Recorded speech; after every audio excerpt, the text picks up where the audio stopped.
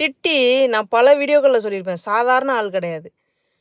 மாடு அவுக்க போகிறதுக்காக நான் கிளம்புறேன். இவனுங்க முன்கூட்டியே பிளான் பண்ணி வீட்டு வாசலில் ஒருத்தன் நிற்கிறான். வீட்டுக்கு வெளியில் வந்து ஒருத்தன் உட்காந்துருக்கான். ஏன்னா நான் எங்கே இவனுங்களை விட்டுட்டு போயிடணும் அப்படின்னு. நான் தோப்புக்கு போகிறேன்றதை தெரிஞ்சுக்கிட்டு ஸ்ரீயவின்ட்ட சொல்லாமல் நான் வெளில வந்துட்டேன். ஆனாலும் இந்த டிட்டி போய் ஸ்ரீயவினை போய் எழுப்பி கூப்பிட்டுட்டு வரான். இன்னும் ஸ்ரீயவின் வரலன்னு தானே யோசிக்கிறீங்க. கண்டிப்பாக அவன் செப்பலை போட்டுக்கிட்டு பின்னாடியே ஓடி வருவான். அதையும் நீங்கள் பார்ப்பீங்க. நின்று அப்படியே திரும்பி மெதுவாக பார்த்துட்டு போகிறான் பாருங்க டிட்டி.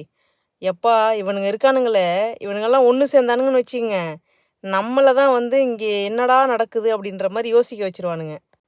இருந்தாலும் இது ஒரு சந்தோஷம் இல்லை? இந்த லீவில் வந்து அங்கே போகணும் இங்கே போகணும், நம்ம போய் சுற்றி பார்க்கலாம்டா அப்படின்னு என்னென்னமோ ஸ்ரீகிட்ட சொன்னாலும் வேணாமா, இவனுங்களோட ஜாலியாக இந்த 1 மாத லீவையும் என்ஜாய் பண்ணிவிட்டு சென்னை கிளம்பலாம் அப்படின்னு சொன்ன ஸ்ரீயை நினச்சி எனக்கு உண்மையிலே ரொம்ப பெருமையாக இருக்குது.